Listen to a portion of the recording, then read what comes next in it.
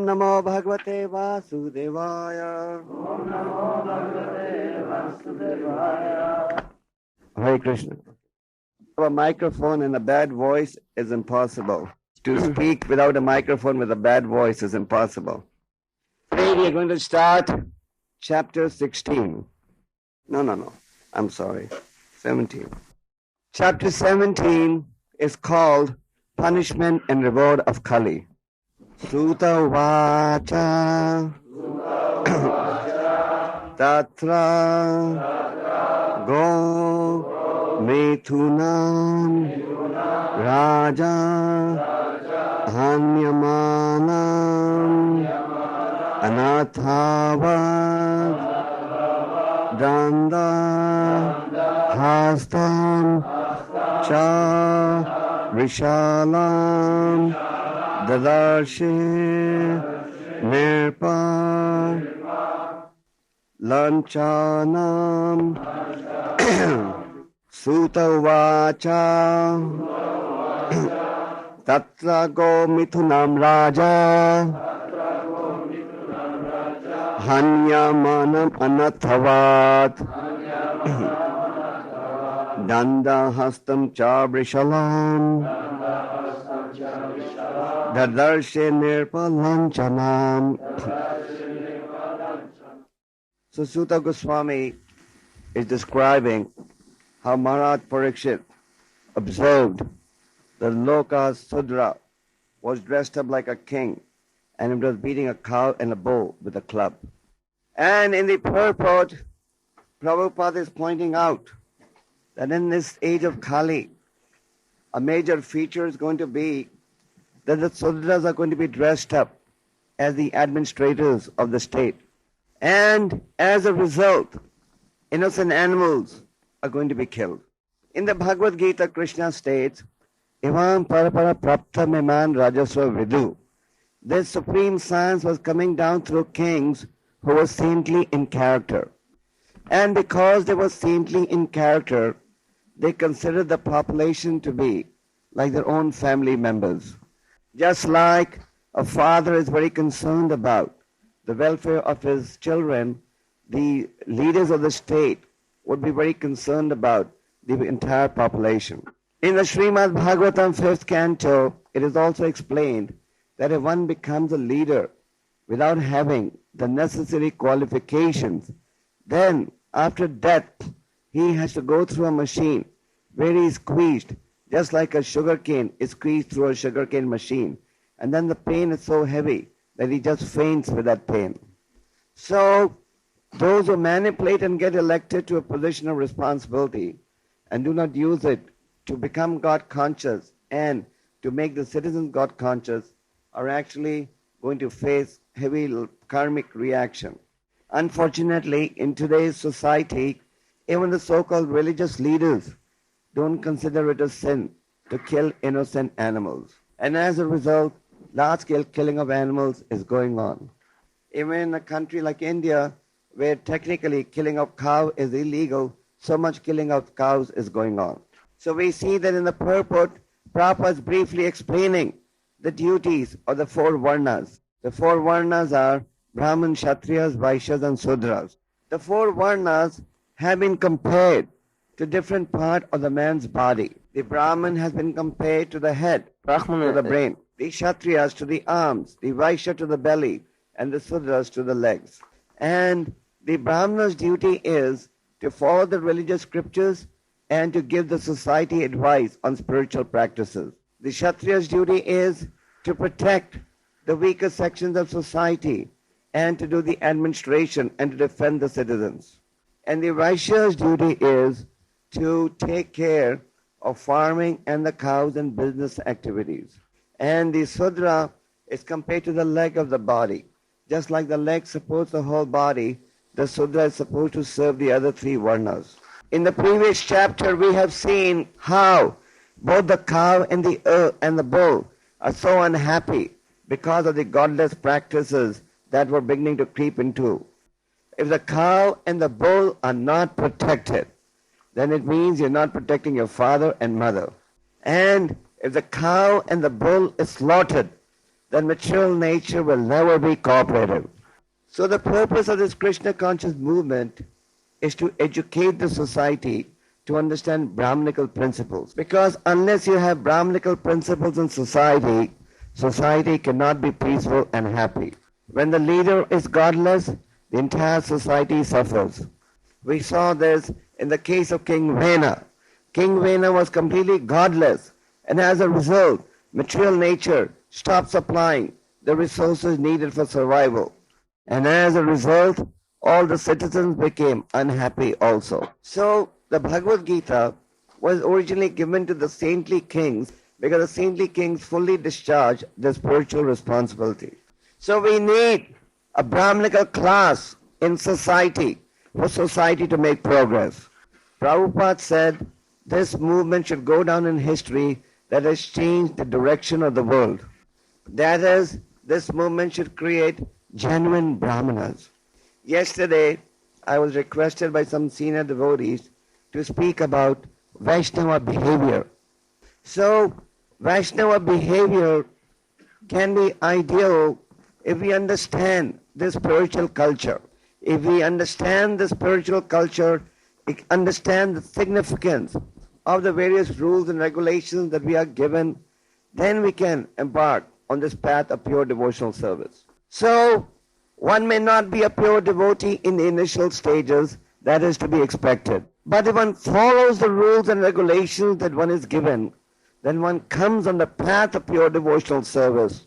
And if one comes on the path of pure devotional service, then eventually he'll become a pure devotee. What is the difference between a neophyte devotee and an advanced devotee? The advanced devotee supposedly has developed spontaneous attraction for Krishna, whereas the neophyte devotee does not have spontaneous attraction to Krishna. But if one follows the process that one is receiving through the Guru Parampara, then one is executing pure devotional service even though he has not developed spontaneous devotional service. So the reason why these rules and regulations are given is to bring us on the point of pure devotional service. And once we understand the importance of these instructions, and we understand that eventually by following these instructions we will be able to develop spontaneous devotional service, then we can execute it with more enthusiasm. The Bhagavatam gives the example of the mango.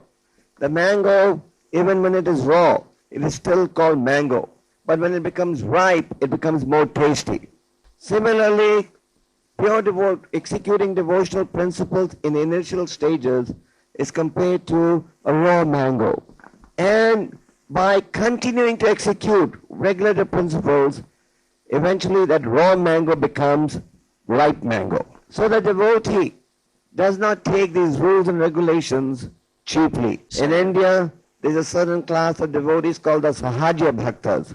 Sahaja Bhaktas are those who don't follow any rules and regulations, but just just pretend that they're very religious. And they just bluff the people. Just like if you go to Vrindavan, you may see a lot of people shedding tears, rolling on the ground, crying, where is Krishna, where is Krishna? But in their private lives, they don't follow any spiritual standards. Devotional service is not on the material platform. Prabhupada said in one letter, if all the devotees of ISKCON are working together, living together, keeping Krishna as a focal point, then one is living in Vaikuntha and not this material world. So these temples are not in material cities like Moscow, Leningrad. They were actually in Vaikuntha, but only in Vaikuntha as long as we keep Krishna as the focal point. So how do the devotees stick together? Why do the devotees stay together? Because they want to keep the Guru's order in mind. We don't stay together due to some material reasons.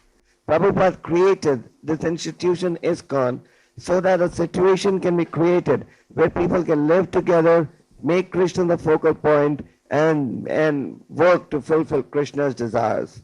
So devotees, when they live together, they address each other with respect. And how do they address each other with respect? By addressing each other as Prabhus. And all the Prabhus live together at the feet of Prabhupada, the master of the Prabhus. So these various rules and regulations that we have been given are helpful in coming to the point of one day developing spontaneous devotional service. So Krishna is giving his instructions through the disciplic succession. Just like Krishna says, if you surrender to me, I will relieve you of your sinful reaction. Like he says in the Bhagavad Gita, Sarva dharma paritaja mam ekam shanam raja ham tvam sarva papa vaya moksham imasuchaha. That if you give up everything and surrender to me, I will free you from all sinful reaction.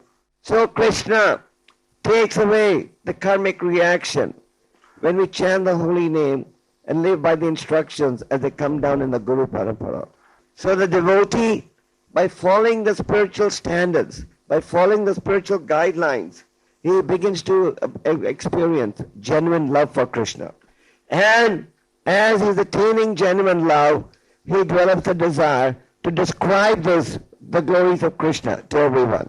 And if we don't take advantage of these spiritual standards that have been given, then Prabhupada said this is the same as committing spiritual suicide. So sometimes devotees have a tendency to underestimate the value of the various spiritual standards that have been given to us. So that is the same as committing spiritual suicide. Just like the emphasis on chanting and hearing. Krishnadas Kaviraj has said that just like a man becomes weak if he doesn't eat and drink, so similarly, by becoming careless in this chanting and hearing, one becomes spiritually weak.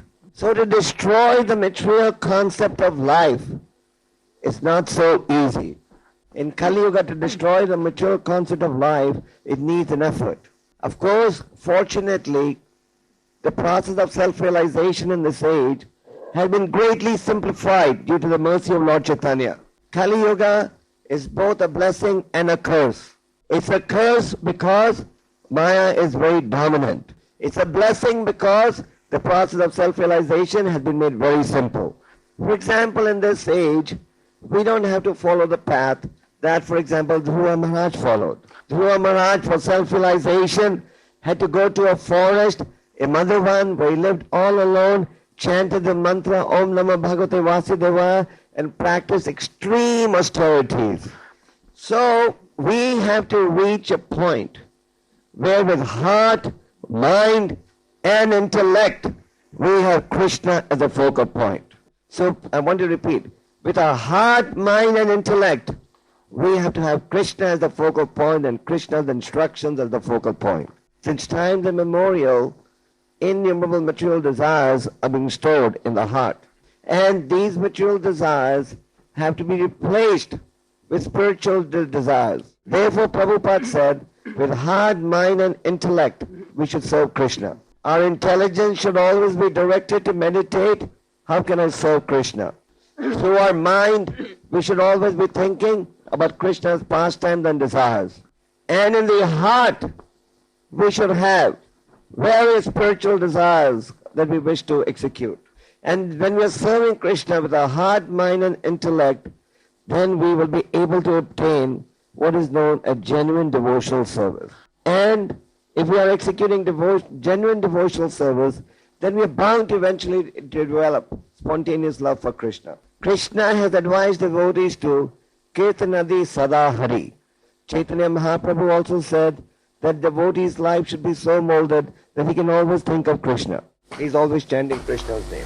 Because this kirtan of Krishna, chanting of Krishna's name, is the principal weapon through which we can eventually develop spontaneous love for Krishna. So the devotee's vision is that I have to work for the pleasure of Krishna. One obtains spiritual strength and the desire to serve by sincerely executing the process of sadhana bhakti.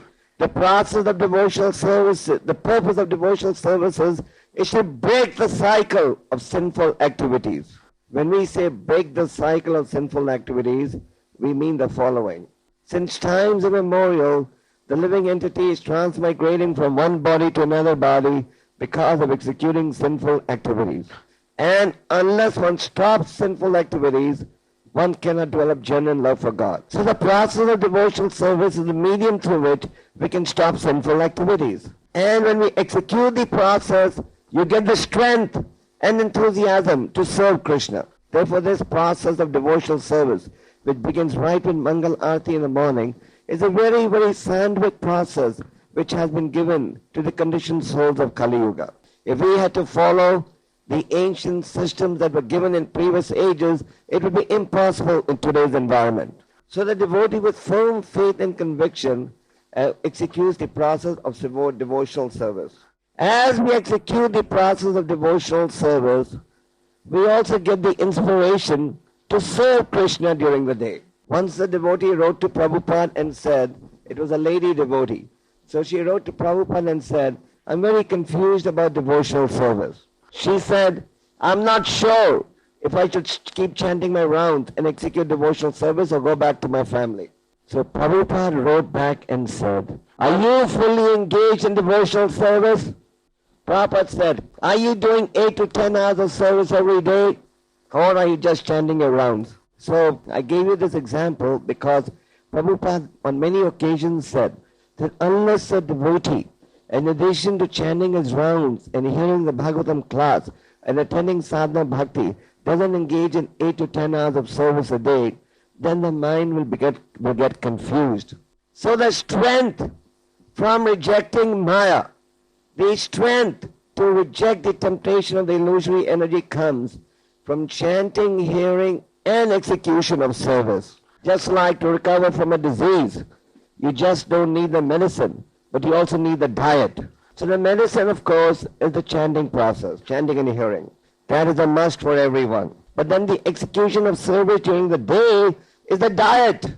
And if we are not taking the diet and just the medicine, then again, spiritual recovery will be very, very slow. So when we are living together as Vaishnavas, an ideal, respectful Vaishnava relationship will develop if everyone is taking the medicine and the diet.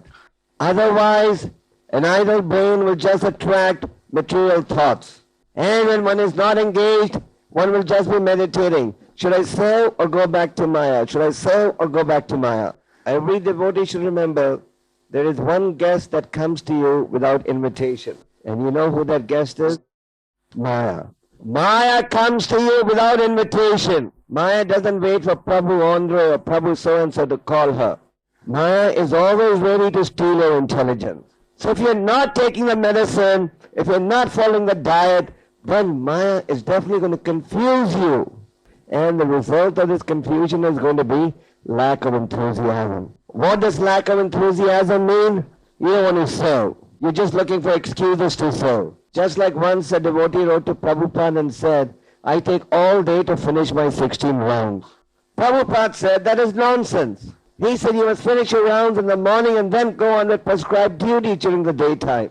So we have to understand the importance of both medicine and diet. And if you understand the importance of both, only then can you create good Vaishnava relationships. After all, good Vaishnava relationships are not based on artificial humility. I'll give you a few examples of artificial humility. Just like when you take an Aeroflot flight, when you're getting out of the plane, the air hostess stands at the gate and says, Das Vidania, Spasiba to everyone who walks out.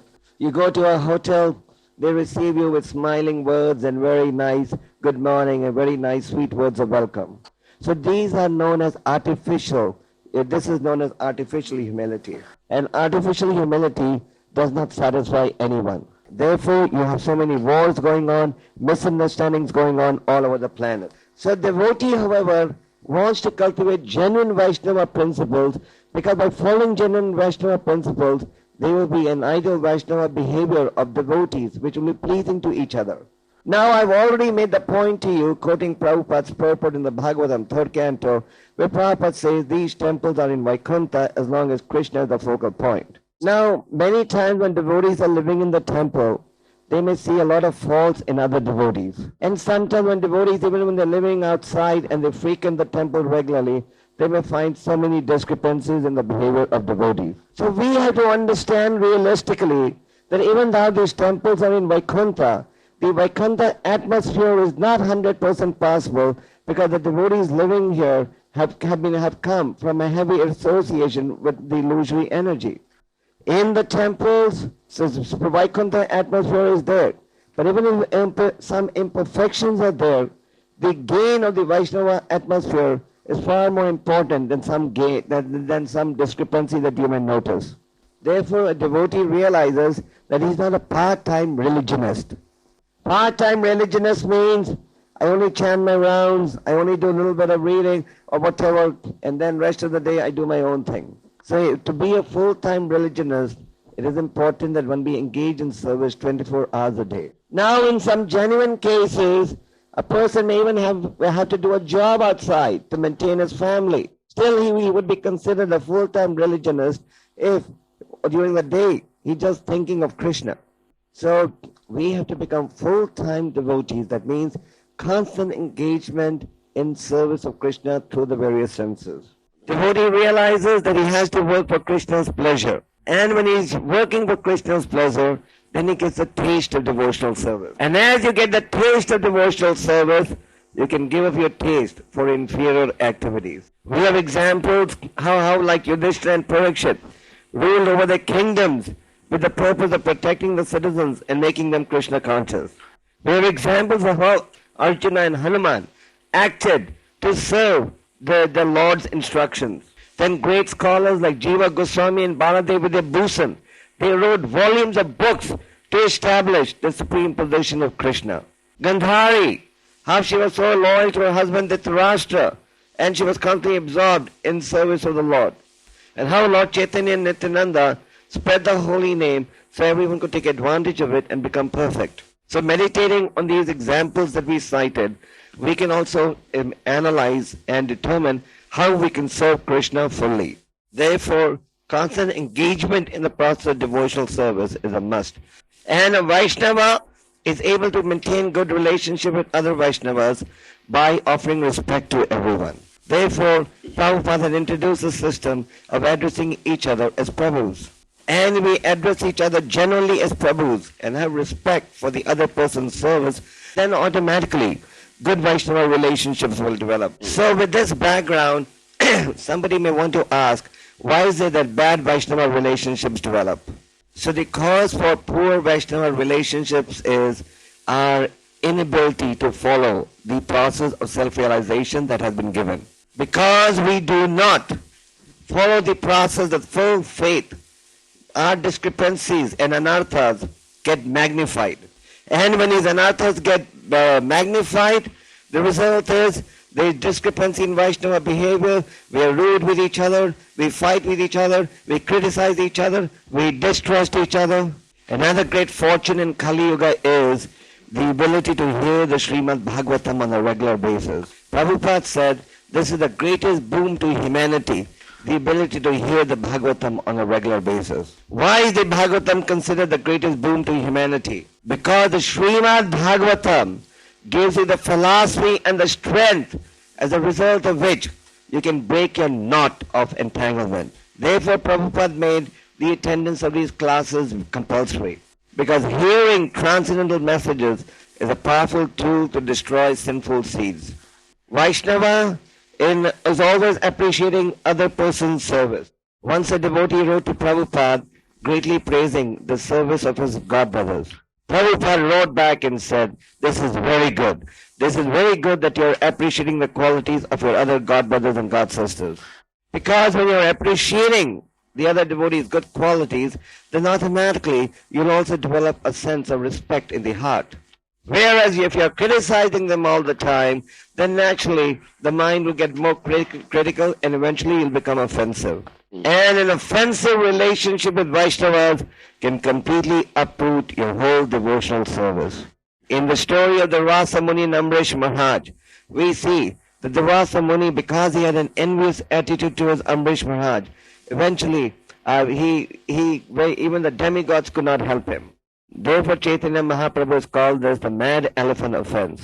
So we can avoid our offensive attitude towards other Vaishnavas by developing the ability to look at everyone's good points. So if we execute the instructions that one receives through the Guru Parampara for the pleasure of Krishna, then one will also be enthusiastic to serve. So to summarize, the process of sadhana bhakti is the key to developing good Vaishnava behavior. Execution of the spiritual standards is the key to developing attraction to Krishna.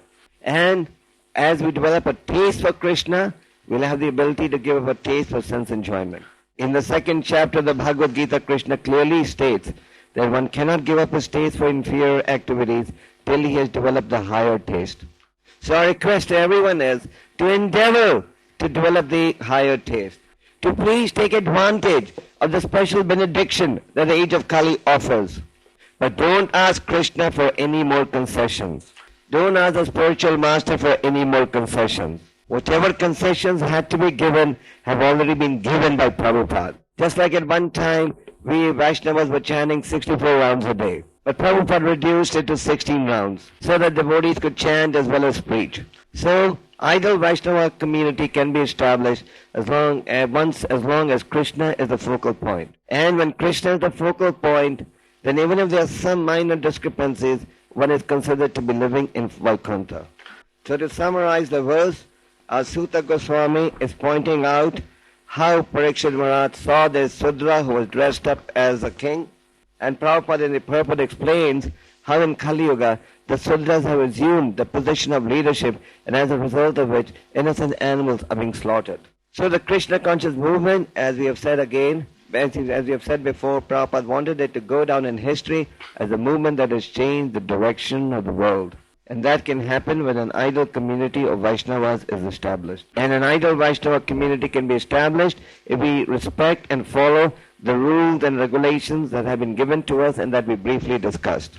And if we are following the ideal Vaishnava standards, then naturally there will be spiritual happiness. And the nature of this spiritual happiness is it is unending. So Lord Chaitanya is making this process available to everyone. Prabhupada said this movement is destined to go to every town and village of the world because it is Lord Chaitanya's prediction. But if you help make it possible, then you will get the credit.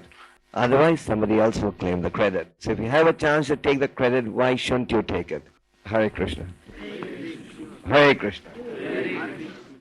So, I'll just take on 2-3 questions, and I want to talk a little bit about Samkirtan. Actually, I have a very important Samkirtan announcement to make, which your devotees may like. Maybe I'll just talk about Samkirtan and then take your question. So about 2 weeks ago, before I went traveling, we had our Samkirtan session in which we had a meeting with Samkirtan devotees. And we had requested the devotees that they must be enthusiastic. And the enthusiasm to serve will come from sincerely executing the morning program. So the morning program is a key to your developing enthusiasm to serve during the day. Therefore, we should not try for any concessions from the morning program. Now, many devotees have been complaining that the cost of the books has gone a little too high. Of course, as we explained, and as all of you know, everything in the market has gone up. As a result, we were also forced to raise the prices. And Krishna Kumar was saying that in 2 weeks, the prices are again going to go up 2-3 times. And after another month or two, again they're going to go up. Some of you may say that communism was better than capitalism. Anyway, now it's too late to turn the clock back. So you devotees have to understand that we will have to adjust to the changes in pricing that develop in the market. Actually, in a way, it is good that we are speaking towards a larger audience because there are many congregational members who live outside who also help in book distribution who are present over here at the moment. I understand that in the Prabhupada Marathon in December, about 150 people took part, and a lot of them were grihasthas and devotees living outside the temple. So we want to request everyone to very respectfully meditate on the importance of Vaishnava principles that Prabhupada and the Parampara have given us and that we briefly discussed today, because that is the key to our developing a taste and our desire to have mind, intellect, and heart work for Krishna. So, in order to adjust, we have decided to adjust the prices for a temporary 2 or 3 week period till the market prices go up again. What do the Samkirtan devotees think? Do they think that if we adjust the price and lower it a little bit and then again increase it when the prices go up again, will that make any difference? Will that hurt? So the Samkirtan devotees feel we should keep the same prices. Okay. So then if all the Samkirtan devotees feel that we should keep the prices, then we will keep the prices. Yamaraj Prabhu was feeling that maybe in order to increase book distribution, if the devotees wanted to adjust prices, then he was thinking of adjusting. Okay, so now I'll take on questions on the class for a few minutes only.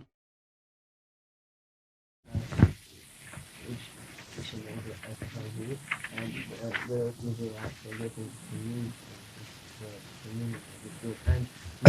be better in our country because there's like a fear because we will understand. Feel. Sound. Follow the Vedic tradition instead of concocting things. Prabhupada did not like concoctions. So our tradition is Prabhu, and we should stick to Prabhu. Just by using a new word, you're not going to get some better ideas. Is it necessary to force the mind to chant mantra? Is it necessary? Is it necessary to force the mind to chant mantra if the heart wants just sing Hare Krishna? The mind has to be forced, just like a child may be forced to take medicine. If you don't force the mind to follow discipline, then the mind will completely ruin your devotional life. I've heard that one should not be angry that someone else is making mistakes or but he should just be happy. And in which state of mind he, and what should be his thought while he's happy. His a devotee, if he sees somebody else doing more service than him, he should just pray so that he may also be able to serve like him. The fault-finding devotees is very, very bad. Just like when Prabhupada went to the West and he established Krishna conscious centers, when he came back to India, many of his godbrothers started to just criticize him. So Prabhupada used to say that instead of appreciating what he's done to fulfill his Guru Maharaj's order, they just fault-finding. Yeah.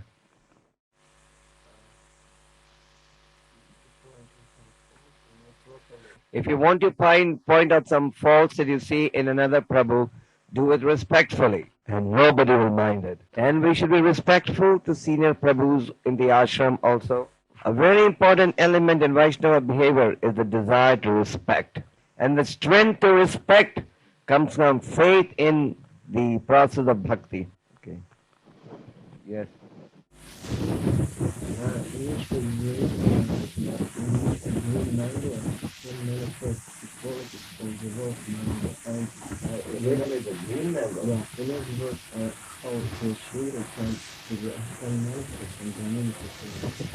Sudra can become a Brahmana. Actually, in the beginning of the lecture, I told you one thing, which was an advanced devotee has spontaneous attraction for Krishna, but a neophyte devotee does not have that attraction. However, if the neophyte devotee follows the principles of pure devotional service, then he is also rendering pure devotional service, even though he may be impure.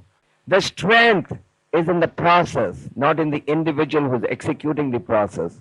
So the process must be respected and followed by everyone. And then the raw mango will become ripe mango. Is it possible to chant 60 rounds in some melody? In some melody? Yeah. Well, it's better to do japa in a straight manner without melody. And in melodies, you can do kirtan. But even in kirtan, it is better to follow traditional melodies rather than concoct melodies. Just like if you're doing Mangalarti, there's a special Mangalarti melody. There are specific melodies for different types, for different times of the day. So this is a very scientific process. What should be taught attitude towards the devotee in ashram who has no great enthusiasm to chant his rounds and to execute? If somebody has no enthusiasm to chant his rounds, then he should not live in an ISKCON temple. Because the ISKCON temples are meant to create Vaishnavas. Vaishnava is higher than a Brahmin. So, and the key to becoming a Vaishnava is chanting and execution of sadhana bhakti. Not chanting your rounds, Prabhupada said in one letter, is the same as committing suicide. When Chaitanya Mahaprabhu asked Haridas Thakur, what is your disease? Haridas said, my disease is I'm not completing my rounds. But his rounds were 300,000 rounds a day. So, okay, pashli mi vapros.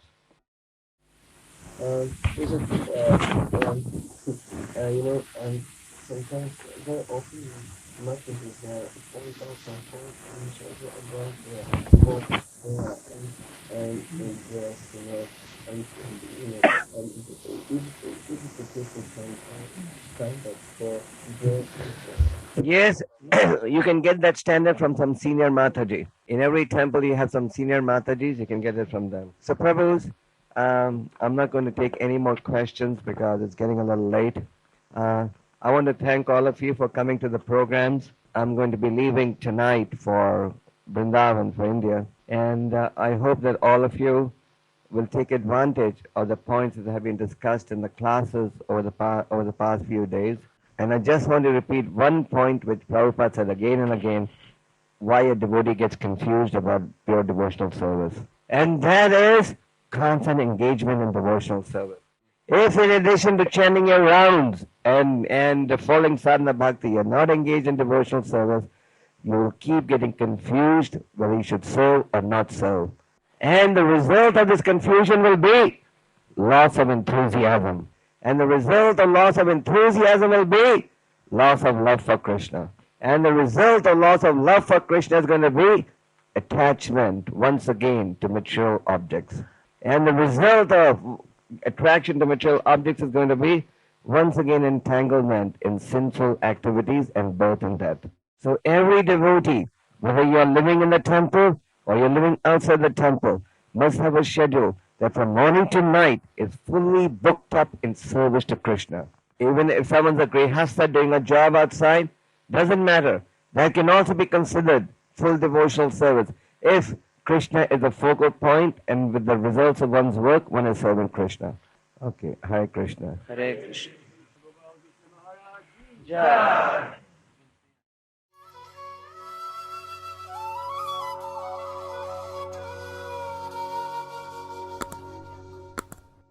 Hare Krishna,